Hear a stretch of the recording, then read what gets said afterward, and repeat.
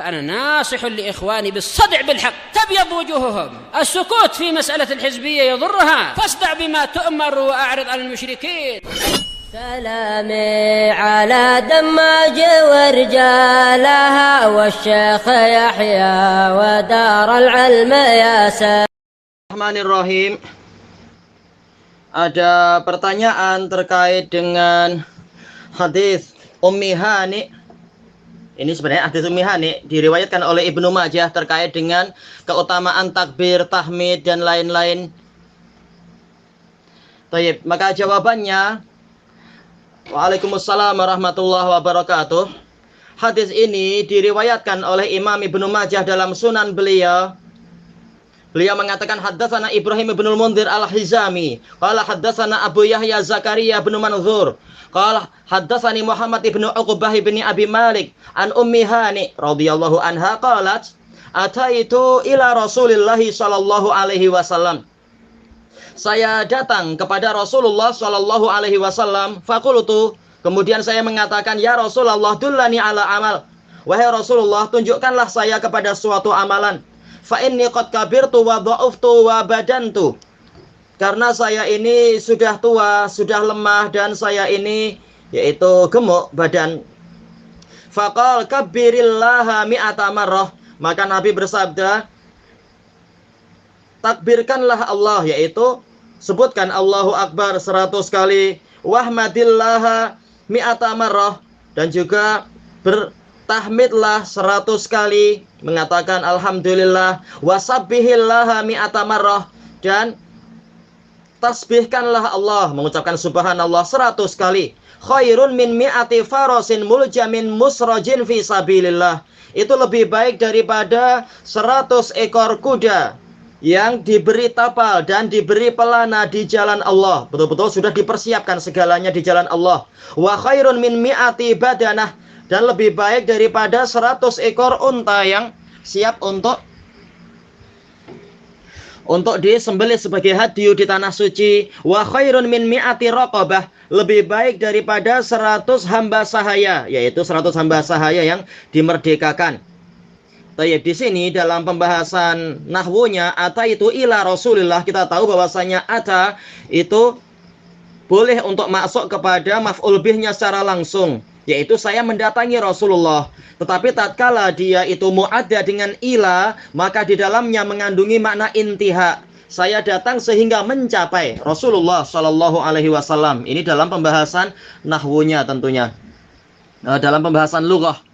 Kemudian setelah minta diberi petunjuk tentang suatu amalan, lalu beliau menyebutkan alasannya, karena sesungguhnya saya sudah tua. Fa dengan ini di dalam masalah usul fiqih, ini dua-duanya adalah alamatut sebagai alat ta'lil, yaitu apa alasannya minta ditunjukkan suatu amalan. Padahal ma'ruf dalam Quran dan Sunnah amalan banyak, tetapi yang diinginkan di sini dengan alasan dia sudah tua, sudah lemah dan sebagainya, maka dia ingin diberi petunjuk suatu amalan khusus yang nilainya sangat besar sesuai dengan keadaan dirinya, dan ini mampu untuk mencukupi keperluan terhadap amalan-amalan lain yang dia tidak mampu. Ini dari sisi pembahasan usul fikihnya. Tayyib. Adapun dari sisi hadisnya, kalau kita teliti dari rawi-rawinya, Ibrahim ibn Al-Mundhir Al-Hizami beliau siqah, Abu Ishaq Al-Hizami beliau siqah, kecuali apabila meriwayatkan dari para majhul, maka ini menjadi muncul riwayat yang mungkarah. Adapun yang menjadi masalah adalah gurunya, yaitu Abu Yahya Zakaria bin Manzur. Dan beliau ini adalah dhaifun jiddan mungkarul hadis, madaniyun qadhi, sebagaimana disebutkan di dalam Tahdzibut Tahdzib. Tayyib. Kemudian penyakit yang lain adalah Muhammad bin Uqbah bin Abi Malik, dan beliau ini Quradhiyun mastur. Tayyib, agak lemah sedikit karena tidak ada yang mensikohkannya. Kesimpulannya dia mastur, sebagaimana dalam Takribut Tahdzib. Kesimpulannya sanadnya lemah sekali. Tayyib. Al-Hafidz Al-Busairi rahimahullah dalam Misbahuz Zujajah, beliau mengatakan sanadnya lemah karena lemahnya Zakaria. Tayyib. Dan hadis ini juga diriwayatkan oleh Al-Hakim dalam Mustadrak dengan sanad sampai ke Zakaria bin Manzur Abu Yahya. Lalu Al-Hakim mengatakan bahwasanya sanadnya sahih. Ya, Zakaria bin Mandzur tidak diambil riwayatnya oleh Bukhari dan Muslim dalam sahih. Baik, tentunya ini termasuk keanehan dari Al-Hafidz Al-Hakim rahimahullah, bagaimana mensahihkan sanad tadi di dalam mustadrak beliau terhadap Bukhari Muslim. Kita tahu mustadrak ini tujuannya adalah untuk menuntut Bukhari Muslim meriwayatkan hadis tersebut karena sesuai dengan syarat mereka. Sementara beliau sendiri mengetahui bahwasanya Zakaria bin Mandzur ini tidak sesuai dengan syarat Bukhari Muslim. Sementara Bukhari sendiri telah mengatakan tentang Zakaria bin Mandzur, orang ini adalah mungkarul hadis. Dan juga para a'immah yang lain, banyak dari mereka yang mengatakan intinya adalah orang ini mungkar, dhaif jiddan, wahi, dan seterusnya, yaitu lemah sekali. Tayyib, makanya Al-Hafidz Az-Zahabi di dalam talkhis beliau yang diikhtisar oleh Ibnul Mulakin mengatakan Zakaria dha'afuh. Zakaria dihukumi lemah oleh para a'immah. Baik, maka kesimpulannya hadis dengan sanad ini yang dipertanyakan memang dalam riwayat Ibnu Majah ini lemah sekali. Yang satu kelemahannya tidak seberapa, yang satu kelemahannya berat dalam satu sanad itu. Baik, maka kita perlu melihat penguat yang lain. Ada sanad yang lain diriwayatkan oleh Imam Ahmad ibnu Hanbal dalam musnad beliau mengatakan haddatsana Sa'id ibnu Sulaiman qala haddatsana Musa bin Khalaf qala haddatsana Asim ibnu Bahdalah an Abi Saleh an Ummi Hani binti Abi Thalib. Kemudian menyebutkan kurang lebih inti hadisnya sama. Tayyib, di dalam sanadnya Sa'id bin Sulaiman, beliau Abu Utsman Al-Wasiti, beliau siqatun sabat sebagaimana dalam Tahdzibut Tahdzib.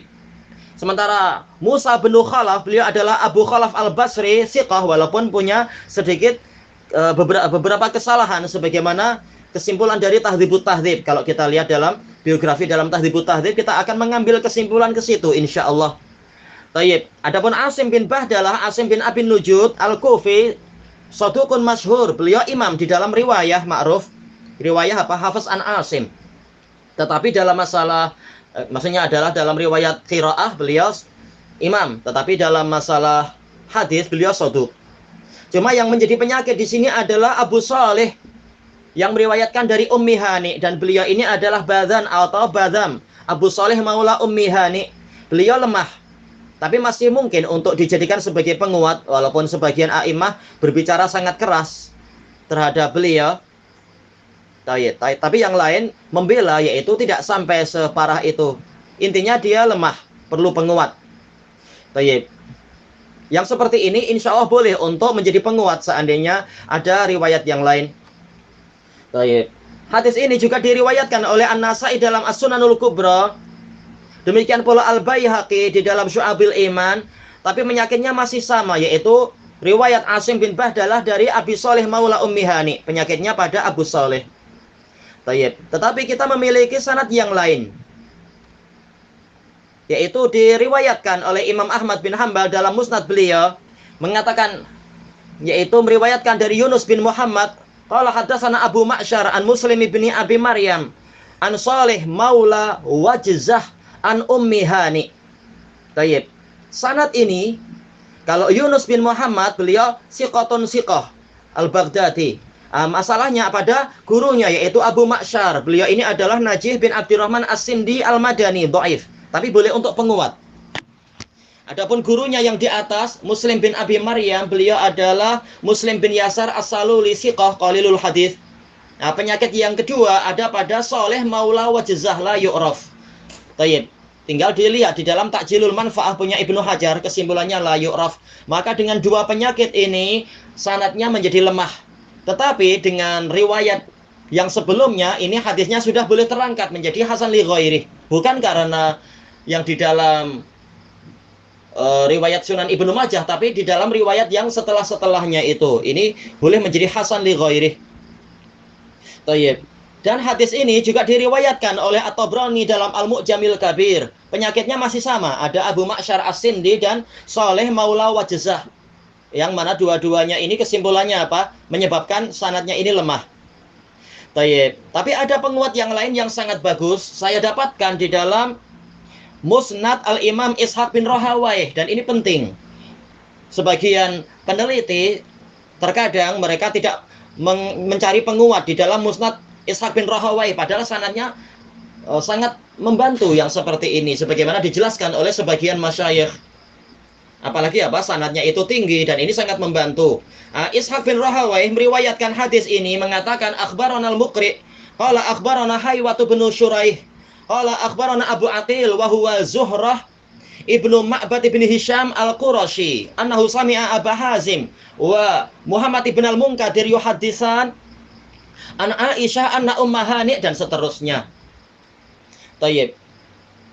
Guru beliau yaitu Al-Muqri, beliau adalah Abu Abdurrahman Abdullah bin Yazid Al-Adawi.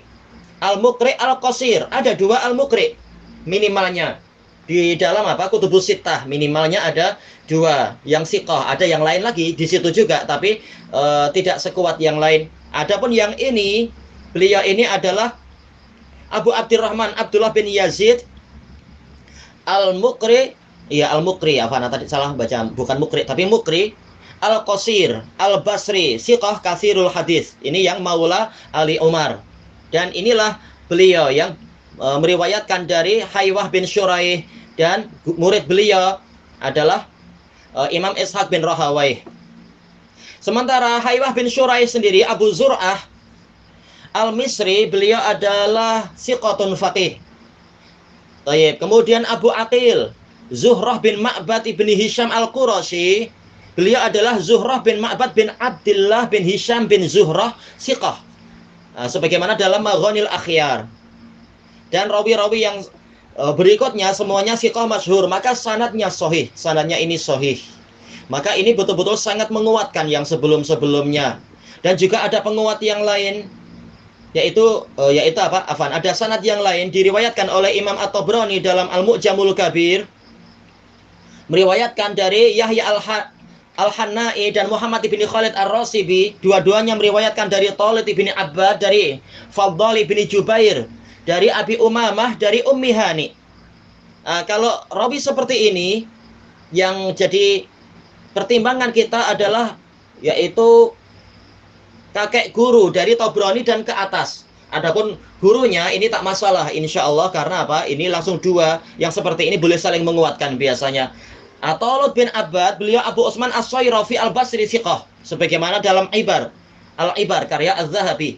Sementara Fadl bin Jubair Abul Muhannad, murid dari Abi Umamah, hadis-hadisnya ini tidak terpelihara sebagaimana dijelaskan oleh Ibnu Adi. Bahkan yaitu Ibnu Hibban, Abu Hatim Ibnu Hibban mengatakan tidak boleh untuk berhujjah dengan dia. Yang seperti ini tidak layak untuk menjadi penguat, karena Ibnu Adi sudah mengatakan hadis-hadisnya tidak terpelihara. Rujuk Mizanul I'tidal punya Az-Zahabi. Kesimpulannya sanad ini lemah sekali. Masih ada sanad yang lain diriwayatkan oleh At-Tabrani dalam Mu'jamul Awsat, mengatakan haddatsana Al-Abbas ibnul Fadl Al-Asfati qala akhbarana Musa bin Ismail qala akhbarana Juwairiyah bin Muhammad maula Bilal bin Abi Burdah. Hamad bin Zaid meriwayatkan darinya. Baik. Siapa ini tadi? Juwairiyah mengatakan, saya mendengar Salim Al-Bunani mengatakan haddatsani maulai Abu Hani an Ummi Hani. Baik. Al-Abbas bin Fadl Al-Asfati, beliau adalah Abul Fadl Al-Basri dan beliau ini majhul. Baik, tinggal dirujuk di dalam Tarikh Dimashq. Kesimpulannya kalau kita lihat biografinya yang majhul. Makanya Al-Hafidz Al-Haythami tatkala menyebutkan Al-Abbas bin Fadl Al-Asfati, beliau mengatakan la a'rifuh, saya tidak mengenalnya, sebagaimana dalam Majma'uz Zawaid.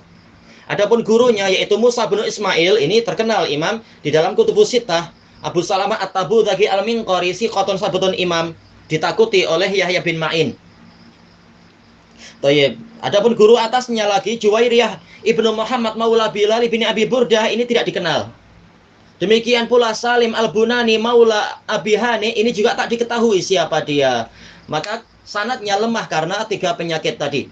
Kesimpulannya hadis Ummi Hani walaupun lemah sekali di dalam riwayat Ibnu Majah, tapi dia sahih setelah kita kumpulkan sanadnya tadi. Dan masih ada penguat dari hadis yang lain, kelemahannya sedikit saja, dan ini semakin memperkuat hadis Ummi Hani. Wallahu a'lam bishawab. Jadi kesimpulannya, zikir seperti ini bagus sekali untuk diamalkan. Bertasbih 100 kali, bertakbir 100 kali, bertahmid 100 kali. Itu lebih utama daripada kita bersedekah dengan sedekah yang sangat banyak sekali. yaitu lebih utama daripada kita menginfakkan 100 ekor kuda fisabilillah siap dengan seluruh peralatannya, dan lebih utama daripada kita menyembelih hadyu 100 ekor unta, dan lebih utama daripada kita memerdekakan 100 hamba sahaya.